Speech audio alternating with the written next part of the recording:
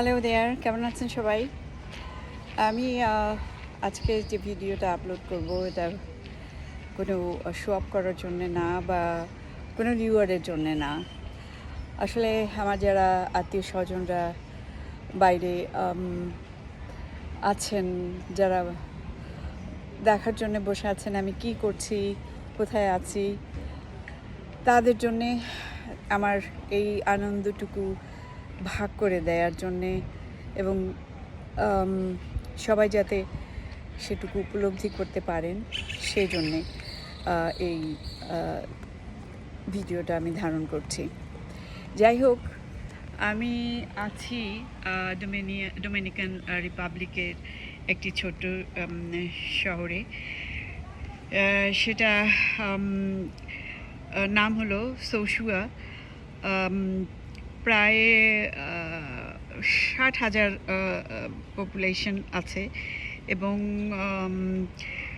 এটা হলো একটা ভাইব্রেন্ট বিচ টাউন নর্দার্ন কোস্টে এবং মেইনলি ট্যুরিস্ট হাব এবং ওয়েস্ট সাইড অফ বে কোস্ট। এবং এখানে সাধারণত ট্যুরিস্টরাই বেশি আসে এবং লটস অফ দেখা যায় যে হিস্ট্রিক্যাল সাইট আছে এবং মিক্স নেশন এবং যেটা হচ্ছে যে স্প্যানিশ, আফ্রিকান এবং টাইনো ইনফ্লুয়েন্স রয়েছে এবং এদের যেটা হচ্ছে যে এরা ব্রুসেটা যে একটা মিউজিক এবং মেরঙ্গো মিউজিকের জন্মদাতা এদেরকে বলা হয়। এখানে আমি যে রিসর্টে এসেছি সেই রিসর্টটা ইনক্লুসিভ এভরিথিং। এখানে 24 ঘন্টা খাওয়া দাওয়ার ব্যবস্থা আছে, এখানে নাচ গানের ব্যবস্থা আছে, তারপরে ক্যাফেটেরিয়া, তারপরে উড ইউ কল বারের ব্যবস্থা আছে, যে যেভাবে চায় তার ড্রিঙ্ক বানিয়ে নিতে পারে। তারপরে ক্যাফেটেরিয়াতে বিভিন্ন রকমের খাওয়া দাওয়া, মেক্সিকান, আমেরিকান, ইটালিয়ান, এভরিথিং পাওয়া যায় খাবার। পুলের দিকে একটুখানি যাচ্ছি, তো সুইমিং পুলটা এখানে সবসময় আজকে এখন দুপুরবেলা তো ন্যাচারালি সবাই এখানে আসছে, কিন্তু আমি যাব সি বিচের কাছে। তো যে বিচটার মধ্যে এই রিসর্ট সংলগ্নই এই বিচটা, যেখানে আজকে ওয়েদারটা ভালো থাকাতে বেশিরভাগ লোকজনই ওখানে যাচ্ছে এবং ওখানেই সবাই তারা ওখানে উপভোগ করছে, যেটা আমাদের দেশেও পাওয়া যায়। আমার মধ্যে যে জিনিসটা থাকে যে যেখানেই আমি যাই আমার দেশকে খুঁজি, তো আমার দেশকে এখানে আমি খুঁজতে দেখেছি যেখানে নারকেল গাছ, সুপারি গাছ, সেই তালবেতাল গাছ, পেঁপে গাছ, সব কিছু আমি এখানে পেয়েছি। কিন্তু যে জিনিসটা আমি পাই না, যে জিনিসটা আমার কষ্ট হয় দেখলে, সেটা হচ্ছে যে ওলা। সো সো সেটা হচ্ছে যে মানুষের মধ্যে যে একটা উদারতা, সেই জিনিসটা আমাদের দেশের মানুষদের মধ্যে অতটা নাই আসলে। এরা ট্যুরিস্ট কান্ট্রি, গরিব, কিন্তু অনেক খেটে খায় এরা। ট্যুরিজমের উপরেই কিন্তু এরা বেঁচে আছে বলতে গেলে। টরন্টো থেকে 4 ঘন্টার ফ্লাইট। ওয়েদার ট্রপিক্যাল, আমাদের মতো গ্রীষ্মকালীন ওয়েদার, কিন্তু এবং ধর্মপ্রাণ মানুষ। কিন্তু পৃথিবীর একমাত্র দেশে ফ্ল্যাগে যাদের বাইবেল খোদাই করা আছে, যাদের পতাকায় বাইবেল খোদাই করা আছে, তো বোঝাই যায় যে তারা কতখানি ধর্মপ্রাণ মানুষ। কিন্তু তারা কিন্তু ধর্মান্ধ নয়, তারা সব ধর্মকে, সব বর্ণকে তারা ওয়েলকাম করে। যাই হোক, সান্তা ডোমিঙ্গো এদের রাজধানী। আমেরিকায় ইউরোপিয়ানদের দ্বারা অবিচ্ছিন্নভাবে বসবাসকৃত পৃথিবীর প্রাচীনতম বসতি।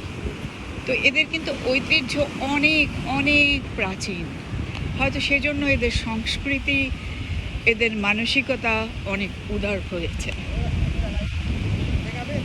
এবং এরা বিভিন্ন রেভলিউশনের পেরিয়ে বিভিন্ন রেভলিউশন মাধ্যমে কিন্তু এরা আম, এরা এখন স্বাধীন এবং সার্বভৌম রাষ্ট্র।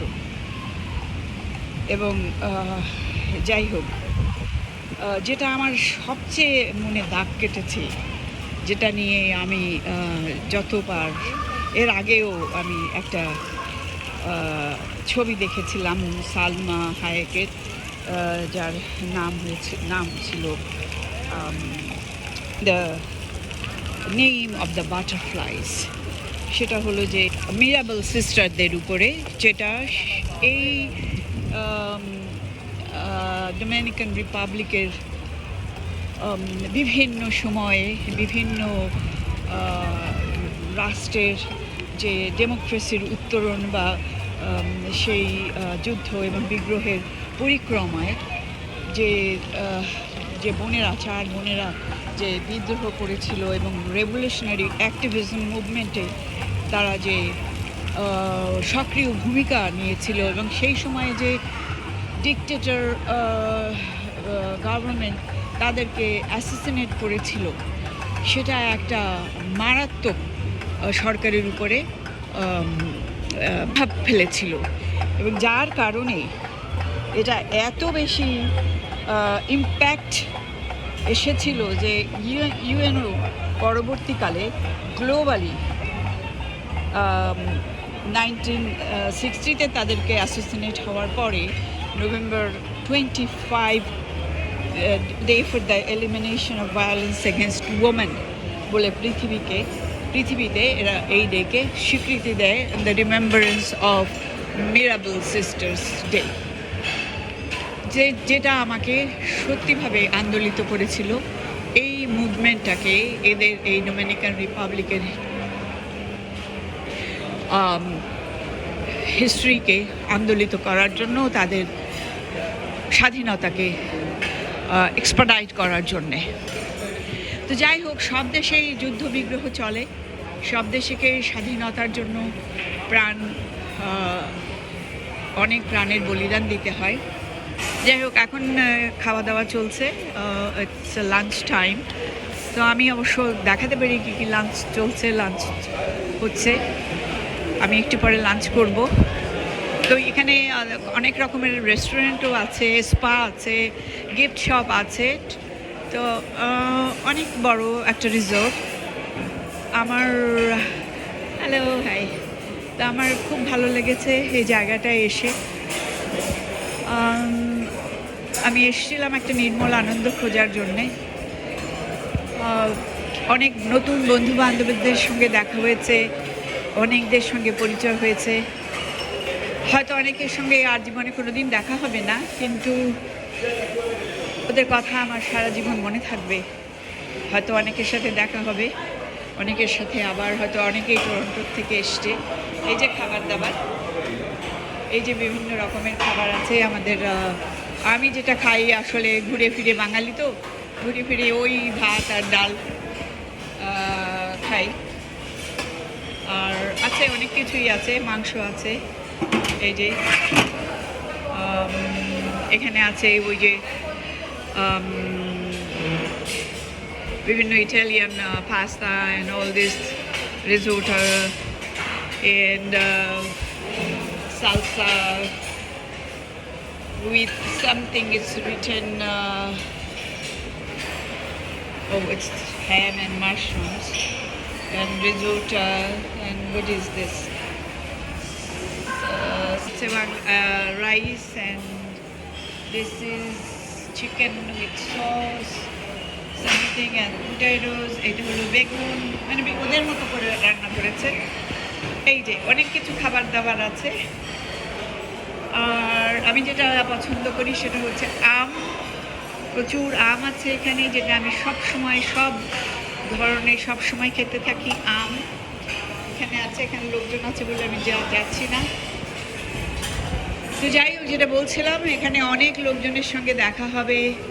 এখানে অনেকেই অনেকের মতো করে আনন্দ ফুর্তি করছে। জীবনটা হয়তো এরকমই, যে যতদিন বেঁচে আছেন, যতদিন বেঁচে থাকবেন, যতটা পারেন দুঃখ কষ্টগুলোকে মিনিমাইজ করে যেভাবে বেঁচে থাকা যায় আসলে, কিন্তু আমরা হয়তো পারি না। আমরা সবসময় খুশির মধ্যেও দুঃখ খুঁজতে থাকি। যখনই খুশির মধ্যে থাকি তখনই খুঁজতে থাকি, আহারে আমার বাবা কেন মারা গেলেন, আহারে আমার মা কেন মারা গেলেন, আহারে আমার ভাই বোনের কেন এটা হলো, কেন আমার সন্তান সন্ততির এরকম হলো।